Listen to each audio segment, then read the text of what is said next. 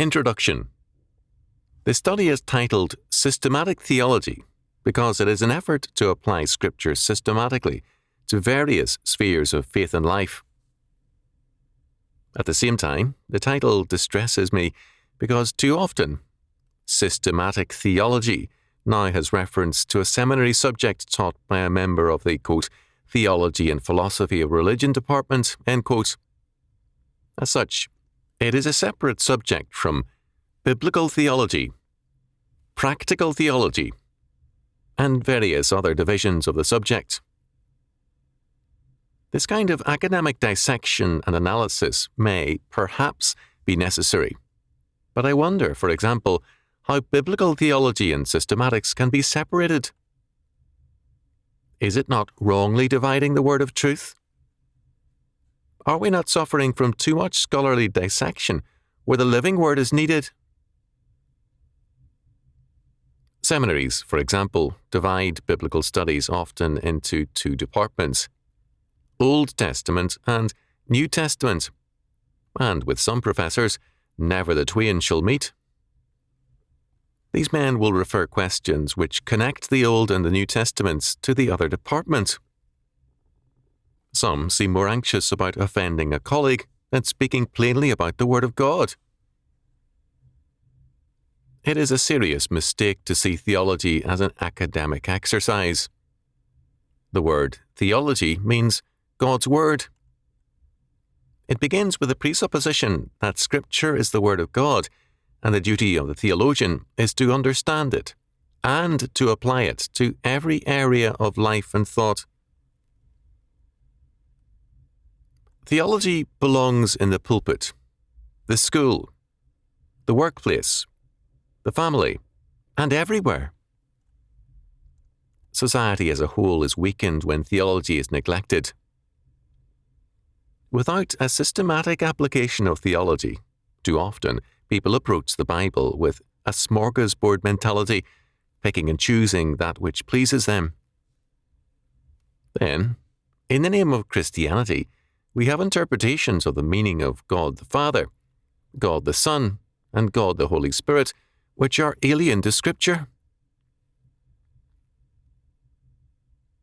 A modernist scholar stated recently that he went to the Bible for what would be applicable to the context of modern life.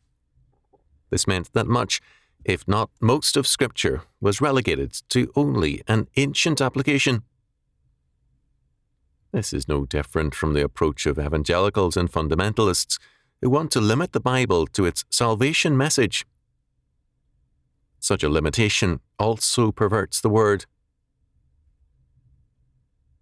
For me, theology means the total mandate of God through His Word.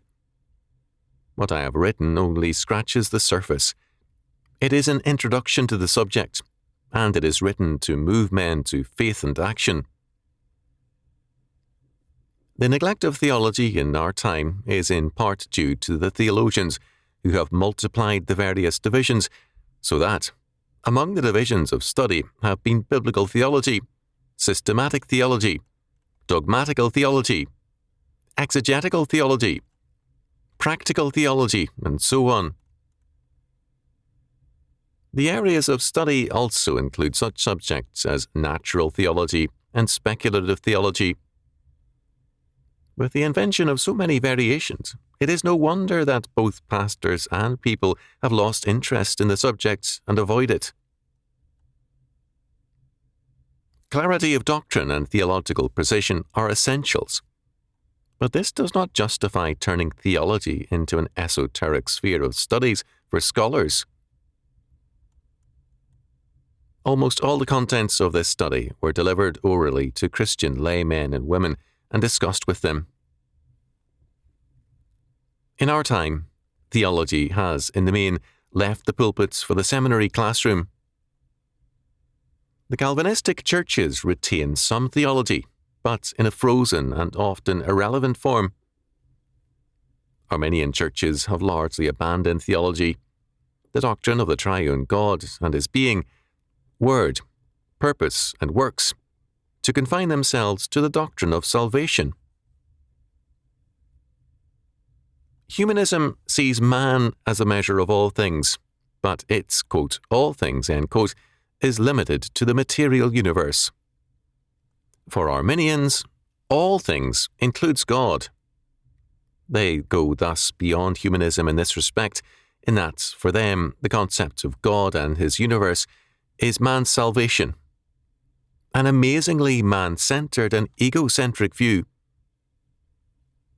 Our Lord, to the contrary, says, "Seek ye first the kingdom of God and his righteousness," or justice.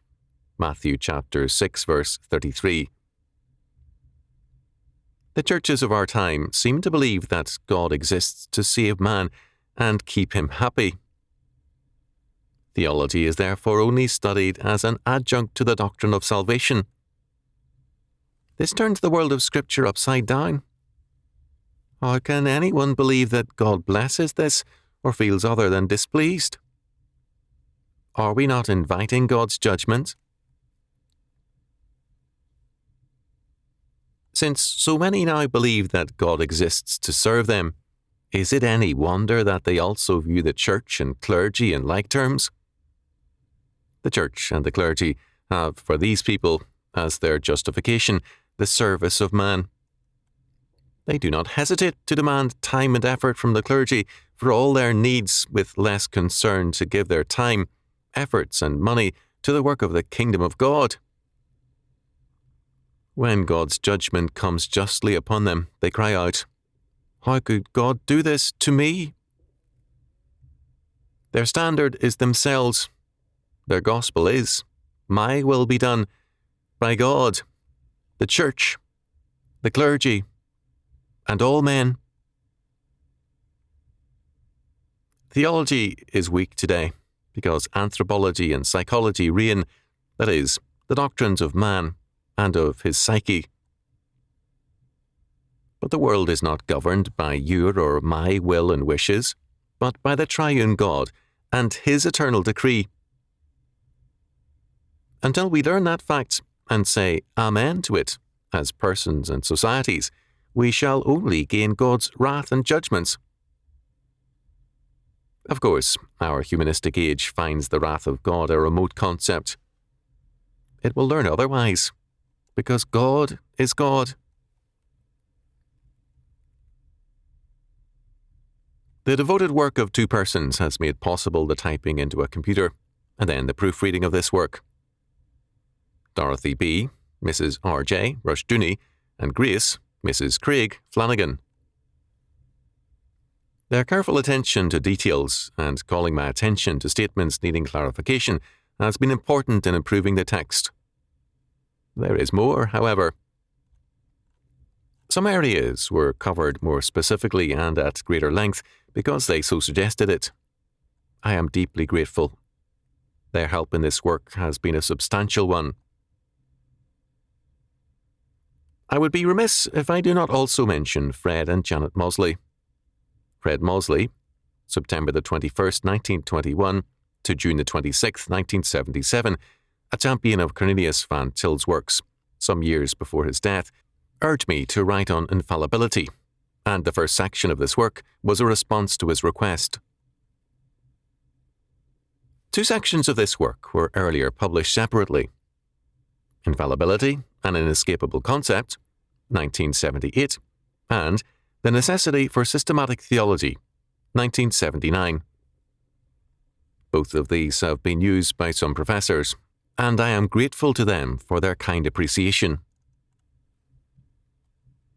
Brenda, Mrs. Timothy Vaughan, has been our typesetter, and her conscientious and faithful work is deeply appreciated.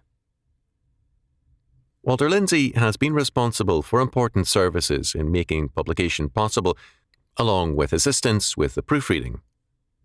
Pat McIntyre, Anthony Schwartz, Gary Wagner, Clara Bianchi, and Marie Gollart also assisted with proofreading in the final stage. This work was completed in August 1984, and only now, almost 10 years later, is it in print. The diskettes on which all the sections had been typeset were expropriated and apparently destroyed. Only the patient work of Andrea, Mrs. Ford Schwartz, enabled us to locate the backup diskettes and reconstitute the text. Our debt to her, and to her husband, Ford, is more than can be put into words. Their work has been an exercise in practical theology, for which I am deeply grateful. Rous's John Rushdoony, Vallecito, California, March the 1st, 1994.